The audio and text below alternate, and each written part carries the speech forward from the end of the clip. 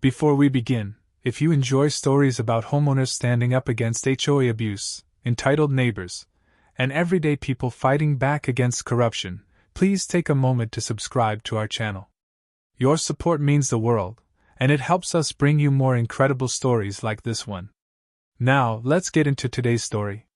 The story begins in a quiet Texas neighborhood called Cedar Glen. On the surface, it looked like the perfect suburban retreat. Freshly paved streets lined with neat mailboxes, manicured lawns trimmed to precise lengths, and clusters of identical homes painted in shades of beige and cream. But beneath that picture-perfect facade lay an HOA board obsessed with control and a president whose entitlement would soon unravel everything. At the edge of Cedar Glen sat a piece of land that didn't quite fit the suburban mold.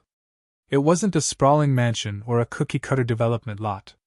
Instead, it was an old family farmhouse, built in the 1960s, standing proudly with its weathered brick walls, wide porch, and a few acres of open land stretching behind it. That property belonged to David Harper, a man in his early 40s who had inherited the land from his late father. David was not flashy, not confrontational, and not the type to care about fitting in. His home stood as a reminder of what Cedar Glen used to be before developers and the HOA reshaped it into a machine of rules, fees, and control. David lived a simple life. He worked as an electrical engineer in town, spent weekends restoring the farmhouse, and tended to the fruit orchard that his father had planted decades ago. The land wasn't just property to him, it was legacy, memory, and the last real connection to his family's roots. He had grown up running through those orchards, climbing the oaks that bordered the creek, and fishing in the small pond his father had dug when David was still a boy. For years, the HOA had quietly tolerated David's land, partly because it had been there long before Cedar Glen's construction, and partly because David always paid his taxes and kept the property in good condition. But things began to change the moment Margaret Langford, a woman in her 50s with a sharp tongue and sharper ambitions, became the new HOA president. Margaret was the kind of leader who loved the sound of her own authority. She was impeccably dressed in tennis outfits and pearl earrings, always seen cruising the neighborhood in her white Lexus SUV, and known for carrying a clipboard as if it were a badge of power. Margaret believed Cedar Glen should be the perfect model of suburban living, and anything, or anyone, that didn't conform to her vision was a threat. The first clash began subtly. Margaret sent a formal notice claiming David's orchard was an eyesore that didn't fit the community aesthetic. Then came complaints about the farmhouse being out of alignment with neighborhood standards. She even suggested his small tool shed was a code violation. David dismissed these letters at first, assuming they were just posturing. After all, his property wasn't even technically part of the HOA. Cedar Glen had been built around it, swallowing up most of the old farmland, but his deed was separate and exempt from HOA oversight. That small detail, however, was exactly what Margaret couldn't stand. To her, David's independence was not just inconvenient, it was intolerable. The HOA controlled every flower bed, every mailbox, every blade of grass in Cedar Glen. The idea that one man could live freely on land right in the middle of her domain gnawed at her like a splinter she couldn't remove. Over the next few months, her efforts escalated. She organized neighborhood meetings where she hinted that David's property was unsafe and poorly maintained. She sent city inspectors to his land, hoping to uncover violations. She even filed noise complaints when he used his tractor in the orchard. David, who had dealt with difficult people before, stayed calm. He knew his rights, and he knew Margaret was bluffing. But what David didn't realize was that Margaret wasn't acting alone. Her husband, Richard Langford, sat on the local zoning board. With his influence, she began looking for legal loopholes that could bring David's property under HOA jurisdiction. The plan wasn't just to control his orchard, it was to seize it. Developers had already approached Margaret, offering lucrative deals if she could clear up that land for new construction. By the summer of that year, the battle lines were quietly drawn.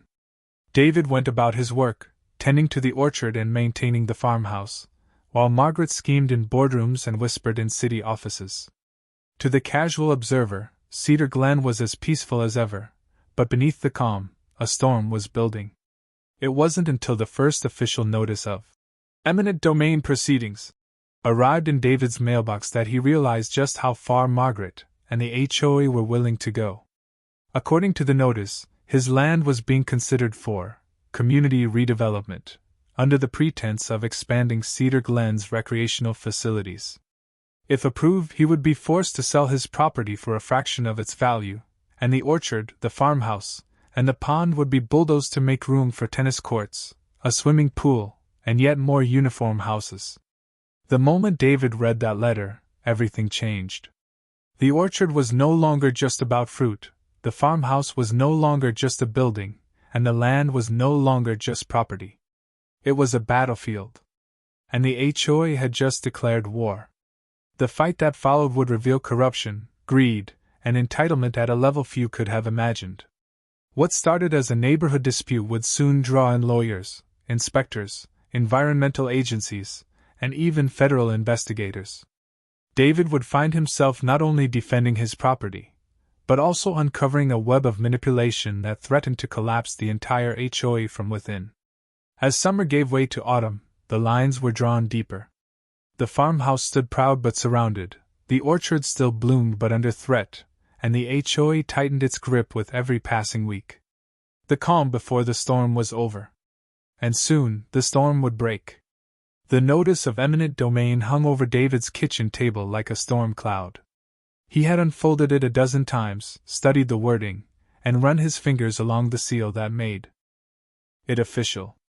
Though Margaret had no direct power over his land, it was clear she had found allies in local government willing to twist laws in her favor. The plan was simple on the surface but insidious underneath: paint David's farmhouse and orchard as a hazard, then use the city's redevelopment authority to force him out. David wasn't naive. He knew that once a bureaucracy began to move, it became like a machine, cold, deliberate, and often unstoppable. But he also knew that his property wasn't just sentimental. It had layers of protection buried deep within old deeds, water rights, and historical registries. What Margaret saw as an easy conquest was, in truth, a fortress of paperwork and precedent. The challenge was that David would need to uncover it piece by piece while fending off the constant barrage of harassment that the HOA had prepared for him. The campaign began subtly, as it always did. Notices from the city started arriving in quick succession. A building inspector claimed his porch railings were unsafe. The fire department flagged his chimney as non-compliant with modern codes. The health department raised questions about his septic system, even though it had passed inspection less than a year earlier. Each notice came with a fine, each fine came with a deadline, and each deadline was impossible to meet without spending thousands of dollars. On the surface, these inspections looked routine, the kind of thing any homeowner might face from time to time. But David quickly recognized the pattern. They weren't random. They were coordinated. Someone was pulling strings, and he didn't have to look far to know who it was. Margaret, with her clipboard and pearl earrings, had set the entire machine in motion. Her tactics extended beyond city offices. At night, David noticed cars idling at the edge of his property, headlights dimmed. Neighbors whispered about him on community forums, where Margaret spun the narrative of a dangerous loner, refusing to cooperate with the neighborhood's progress. Anonymous complaints poured into the sheriff's office about loud machinery, suspicious activities, and even imagined threats. Deputies, often apologetic, showed up at his door with clipboards in hand, forced to check boxes that kept his name in the system. The pressure wasn't just legal and social, it was financial. Banks began sending him inquiries about his mortgage and property insurance. One morning, he opened a letter from his insurer informing him that his coverage was under review due to increased neighborhood risk. It didn't take much guessing to figure out where that information had originated. Without insurance, the property would be nearly impossible to defend. Margaret was attacking on every front she could, wearing him down, one letter, one inspection, one rumor at a time. David, however, refused to bend. He began keeping meticulous records, photographs of his property, time-stamped videos of the orchard, copies of every notice, every fine, every suspicious car that lingered at his gate. What Margaret didn't realize was that David had spent years as an engineer, where documentation was second nature.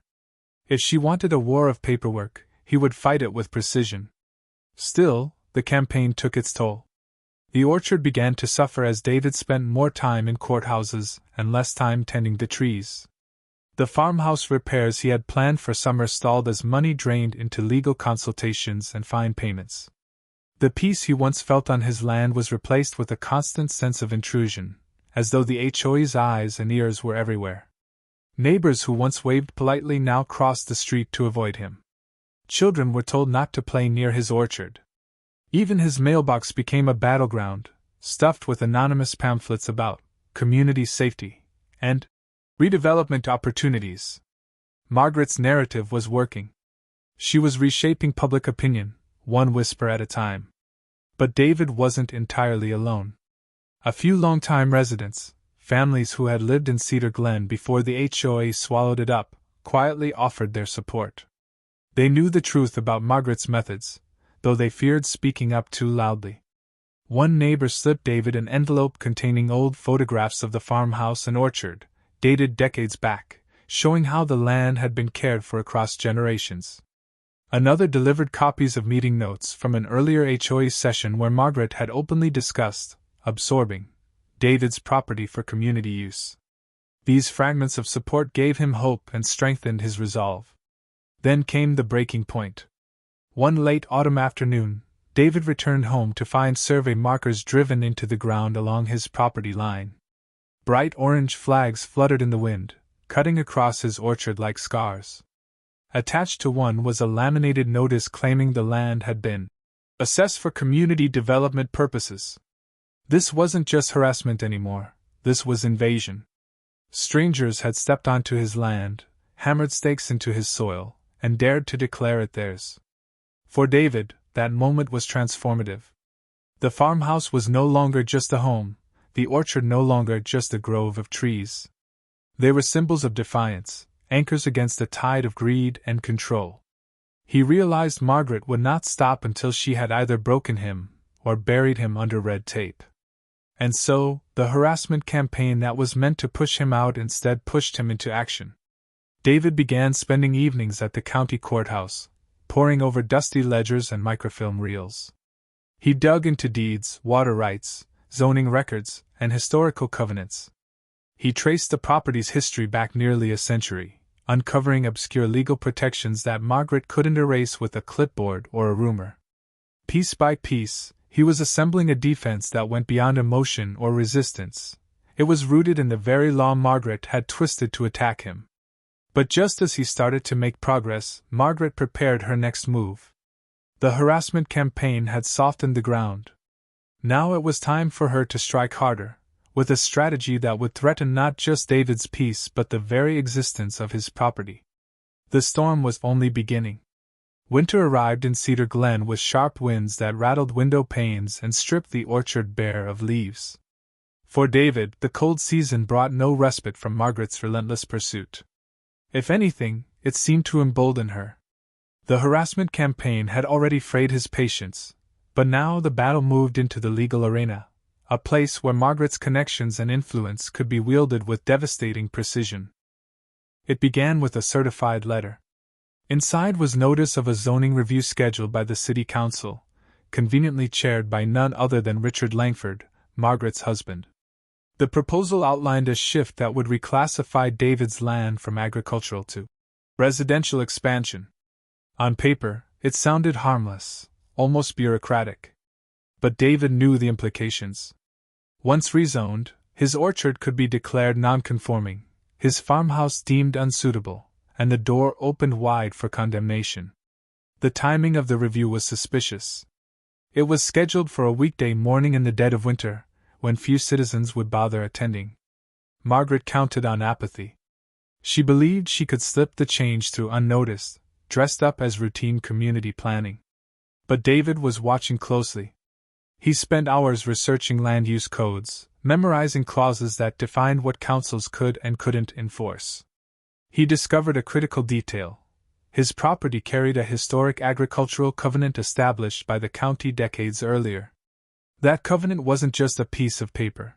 It was a shield that guaranteed farming rights on the land for as long as the orchard remained productive. Margaret's zoning maneuver couldn't erase it, but she was betting he wouldn't know that. The day of the council meeting arrived. David sat quietly in the chamber as Margaret and Richard presented their case. They spoke of community beautification, recreational expansion, and harmonizing property values. Their words dripped with rehearsed charm, painting David's land as a stubborn relic that stood in the way of progress. But when the time came for public comment, David rose with a folder in hand. His voice was steady as he laid out the covenant, complete with signatures and seals that predated Cedar Glen itself. He cited county law, state law, and the exact clauses that nullified any attempt to override the covenant without judicial review. The chamber shifted uneasily. The council members exchanged glances. For the first time, Margaret's confident smile faltered. The rezoning motion was tabled, but David knew the reprieve was temporary. Margaret had tasted resistance, and resistance only made her push harder. Within days, new tactics emerged. Code enforcement officers arrived unannounced, combing through the farmhouse with measuring tapes and clipboards. A fire marshal claimed his wood stove was a hazard. A health inspector questioned the pond's water quality. Each report carried the same undertone: pressure him until he cracks. Yet behind Margaret's aggression lay a weakness. The harder she pushed, the sloppier her paper trail became. David noticed inconsistencies in the citations, signatures missing here, dates mismatched there, notices backdated in ways that were impossible to ignore. He began collecting them like puzzle pieces, slowly building a case of procedural abuse. The true break came one icy evening in January. David sat in the county records office, sifting through zoning board filings, when he uncovered something startling. A recent survey filed under the HOA's name included not just his land, but the entire creek running along its edge. The creek wasn't theirs to claim. It was part of a watershed under federal oversight. By attempting to redraw boundaries around it, Margaret had inadvertently crossed into territory controlled by environmental regulations. That discovery was like striking gold. If David could prove that the HOA had interfered with the creek, it would trigger federal scrutiny, something even Margaret couldn't spin or suppress.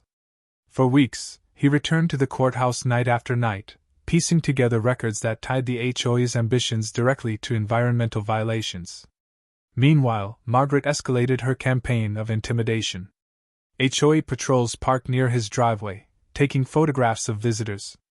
Flyers accusing David of endangering neighborhood safety appeared in mailboxes. A petition circulated demanding his removal for the sake of community harmony. The smear campaign grew uglier, but David had stopped caring about whispers. He was preparing for something bigger. By February, he had assembled a binder thick with evidence: photographs, survey maps, water rights deeds, and inspection inconsistencies. It was a shield and a sword, ready to be used when the time was right. But as he prepared his case, Margaret prepared her most aggressive strike yet. One morning, David woke to the sound of engines. Construction crews had arrived at the edge of his property, trucks idling, workers unloading equipment. Bright orange fencing was rolled out along the creek, accompanied by a sign that read, "Future site of Cedar Glen Greenway expansion." This was no longer paperwork. This was invasion, executed with heavy machinery and backed by Margaret's unchecked audacity. David stood at the edge of his orchard, watching the workers pound stakes into frozen ground, and realized the battle had shifted into a new phase. The legal trap had been sprung. But Margaret had made a critical mistake. In her arrogance, she had crossed a boundary that invited more than David's resistance. It invited the weight of federal law. The stage was set for a confrontation that would reach far beyond Cedar Glen. The rumble of heavy machinery along the creek shattered what little peace remained at David's farmhouse. Workers in reflective vests hammered stakes into the frozen soil, marking territory that wasn't theirs to touch. Orange fencing carved through the landscape like a scar, declaring boldly that the HOA's expansion was already underway. Margaret hadn't won her legal battle, but she was acting as if she had. To her, possession was power, and by driving posts into David's land, she was signaling victory before the fight was even decided. David didn't waste time confronting the workers. He knew they were only following orders, likely unaware of the legal storm gathering overhead. Instead, he documented everything. Photos, videos, timestamps, all carefully logged and stored. He measured where the stakes had been driven, noting precisely how they crossed his boundary line and violated the creek's watershed protection. Every click of his camera was another nail in the HOA's coffin, though they didn't realize it yet. That night, in the dim light of his study, David laid out the evidence across the table. Maps overlapped with inspection reports, survey documents lined up with environmental statutes. He had built a mosaic of proof that revealed a web of overreach and arrogance. The creek wasn't just a trickle of water, it was the key to dismantling Margaret's entire campaign. The watershed fell under federal jurisdiction, protected by laws that superseded both local zoning and HOA whims. By fencing it off and preparing for construction, Margaret had stepped directly into a minefield of environmental regulation. David knew exactly who to call. The next morning, he reached out to the state's Environmental Quality Office, followed by the regional office of the Environmental Protection Agency.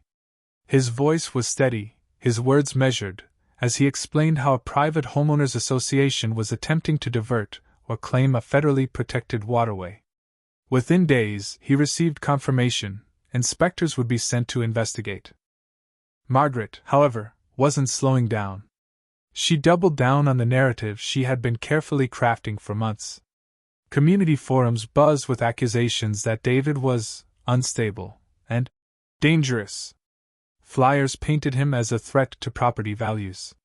She rallied families with children, exploiting fear by claiming his neglected land and pond were hazards waiting to cause tragedy. She presented herself as the savior of Cedar Glen, a leader willing to stand up against one stubborn man blocking progress. But behind the bravado, cracks were forming. The first came from the very construction crews Margaret had hired. When David quietly handed them copies of the watershed maps and federal protections, the workers hesitated. Word spread quickly that they might be operating illegally, and whispers of fines and lawsuits circulated among them. A few trucks disappeared before the day was over, unwilling to risk involvement. The second crack came from within the HOA itself. Not every resident shared Margaret's zeal, and not everyone wanted their association dragged into federal investigations. A small group of homeowners began questioning her judgment, especially after rumors spread that the HOA's legal budget, funded by their dues, was being drained on her personal crusade. Whispers of discontent surfaced at board meetings, though Margaret silenced them with her usual charm and intimidation. Still, the seeds of doubt had been planted. Meanwhile, David's research uncovered more than just environmental violations. Digging through financial disclosures, he discovered that Richard Langford's construction firm stood to benefit directly from the Greenway expansion. Contracts had already been drafted, promising lucrative payouts once the project broke ground. What Margaret framed as community beautification was, in reality, a personal cash grab disguised as neighborhood improvement. Armed with this knowledge, David expanded his fight. He contacted local journalists, presenting them with documents linking Richard's firm to the project. He sent anonymous tips to watchdog groups that monitored municipal corruption. The narrative began to shift. Articles appeared questioning the HOA's motives, and whispers of conflict of interest reached the ears of city officials. Still, Margaret pressed forward. She called emergency HOA meetings, paraded through the neighborhood with her usual air of authority, and assured residents that everything was under control.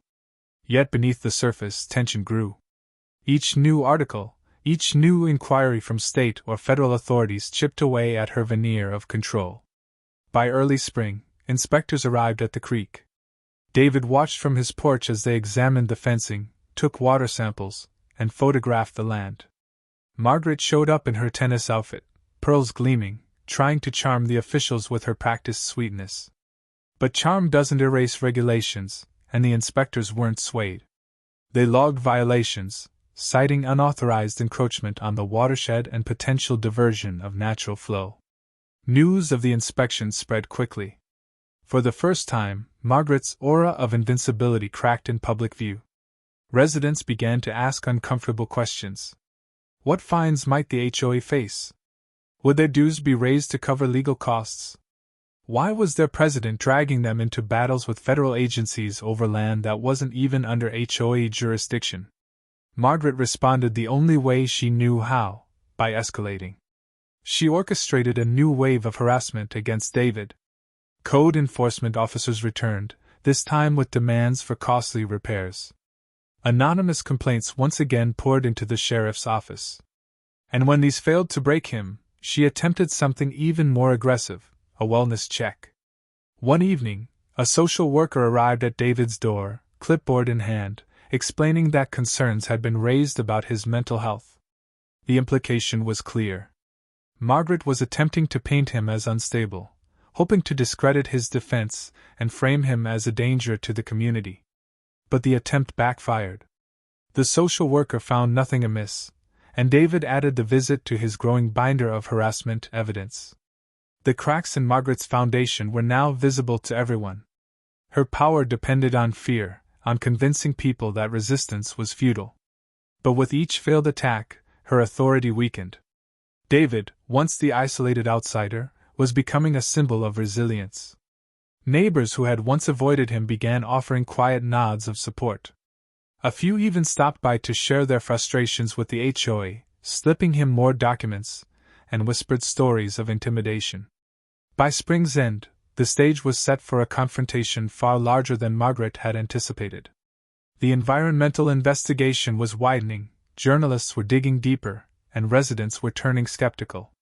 The farmhouse still stood, the orchard still bloomed, and the creek still flowed. But Margaret wasn't finished. Her pride and greed wouldn't let her back down. And in her desperation, she was about to make the mistake that would bring her empire crashing down. By the time spring melted into summer, Cedar Glen no longer carried the quiet calm of suburbia. Instead, tension hung thick in the air, visible in the way neighbors whispered at mailboxes, in the nervous glances exchanged at HOA meetings, and in the sharp decline of Margaret's once ironclad influence.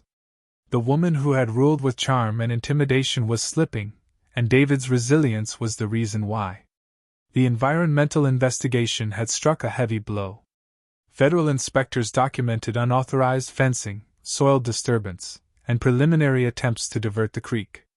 The HOA received warnings of steep fines and possible lawsuits. Though Margaret tried to downplay the situation, residents knew the truth.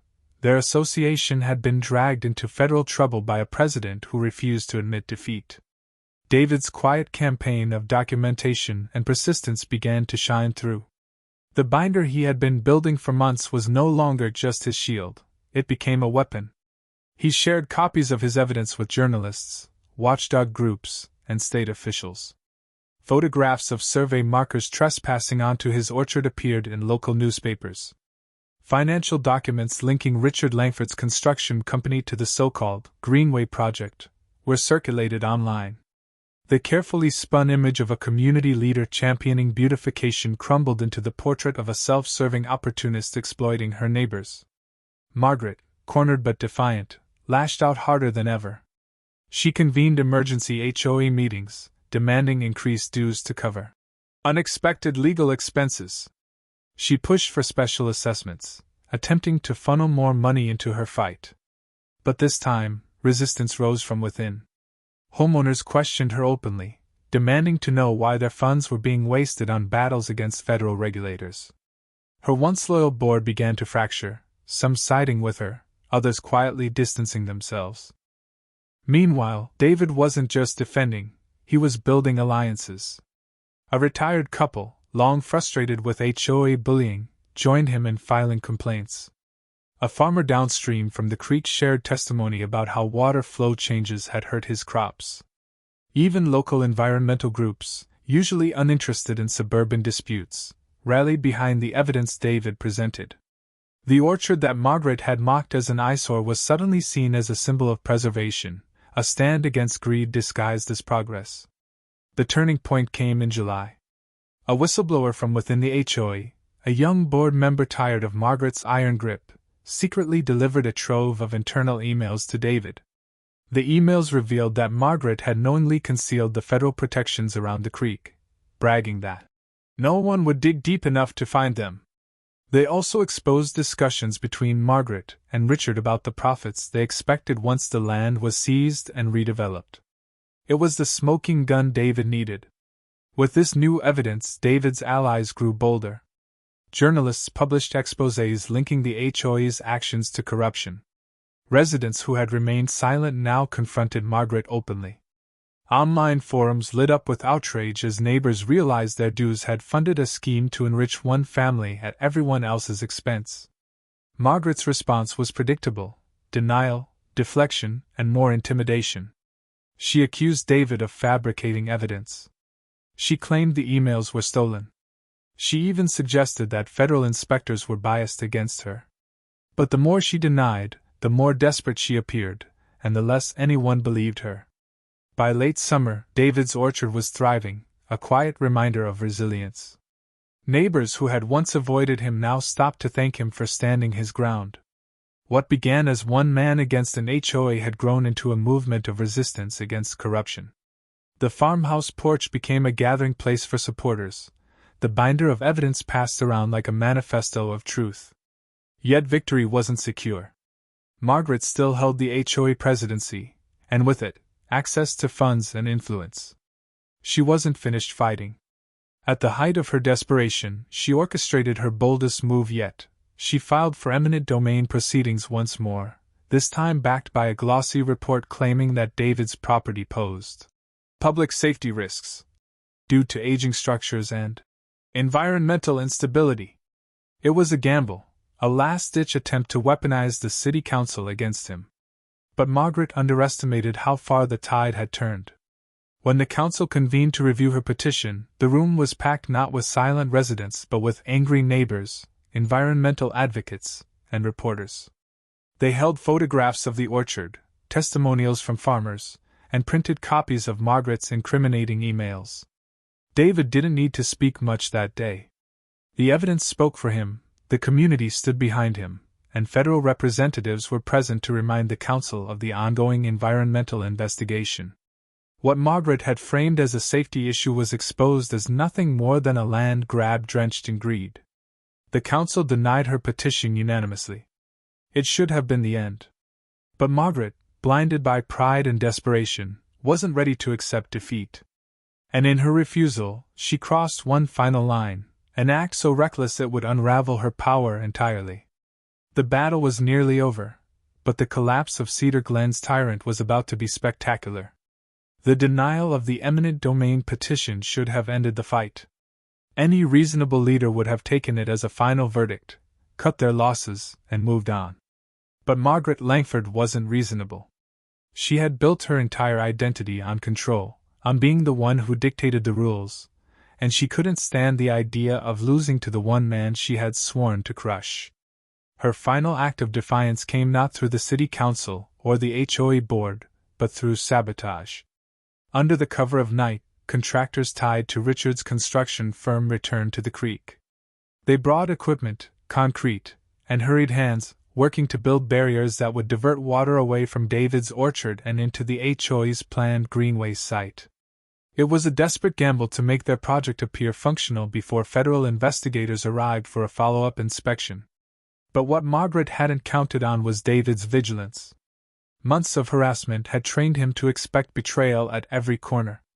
Trail cameras hidden among the orchard trees captured everything: the trucks arriving at 2 a.m., the men unloading equipment, the hurried construction along the waterline. The footage was damning, time-stamped and undeniable. When federal inspectors arrived 2 days later, David handed them the recordings. Alongside them, he presented the binder he had painstakingly built for nearly a year. Every letter, every false citation, every photograph, and every financial document linking Margaret and Richard to personal profit. The inspectors didn't just see environmental violations anymore. They saw a pattern of corruption, fraud, and abuse of power. The fallout was swift. The HOA board, already fractured, called an emergency vote of no confidence. Neighbors who had once cowered under Margaret's authority now stood in open defiance. The emails, the financial records, and the video evidence circulated widely, stripping her of any credibility she once held. Even her most loyal allies abandoned her, unwilling to sink with a ship taking on water from every side. Federal authorities launched a formal investigation, and subpoenas followed. Richard's construction firm came under scrutiny for fraud, conflict of interest, and environmental damage. The contracts that were supposed to enrich the Langfords became exhibits in a case that threatened to bankrupt them. For the residents of Cedar Glen, the turning point came when fines began arriving. The HOA was slapped with steep penalties for unauthorized construction in a protected watershed. With funds drained and no clear path forward, the association could no longer function. Members demanded answers, and for once, Margaret had none. She resigned in disgrace, escorted out of a board meeting as neighbors stared in silence. The woman who once paraded through the community with pearls and confidence left with her head down, her reputation in ruins. Within months, she and Richard quietly sold their home and moved away, fleeing the wreckage of their own making. For David, the victory was more than personal, it was transformative. The farmhouse still stood, its porch weathered but strong, overlooking the orchard that had survived every attempt to erase it. The creek flowed freely, its banks restored after the removal of Margaret's illegal barriers. And most importantly, the community had changed. Neighbors who once saw David as an outsider now saw him as the one who stood against tyranny when no one else dared. The orchard became a symbol, a reminder that not every battle ends with the bully winning. Some battles end with justice, with resilience, and with the quiet strength of refusing to give in. The HOA dissolved entirely, replaced by a new neighborhood association built on transparency and cooperation. Dues were cut, rules relaxed, and trust began to grow where fear had once taken root. Cedar Glen wasn't perfect, but it was free from Margaret's iron grip. David didn't seek glory, but it found him anyway. Journalists continued to follow the story, framing it as a cautionary tale about greed and corruption in suburban America. Environmental groups highlighted his defense of the creek as a victory for conservation. And across the country, homeowners fighting their own battles against overreaching HOAs found inspiration in the man who refused to surrender his farmhouse. One evening, months after Margaret's departure, David walked through the orchard at sunset. The branches, heavy with fruit, swayed in the warm breeze. The farmhouse windows glowed with golden light, and the creek sang softly as it flowed through the land his family had tended for generations. He realized then that the fight had never been just about property. It had been about legacy, about refusing to let greed erase history, and about standing firm when the odds felt insurmountable. Margaret had tried to take everything from him, but in the end, she had only strengthened what she sought to destroy. The Queen of Cedar Glen had fallen, and in her place rose something stronger than control, community, truth, and resilience. And for David Harper, the man who weathered every storm, it was proof that sometimes the simplest act, standing your ground, is the most powerful of all.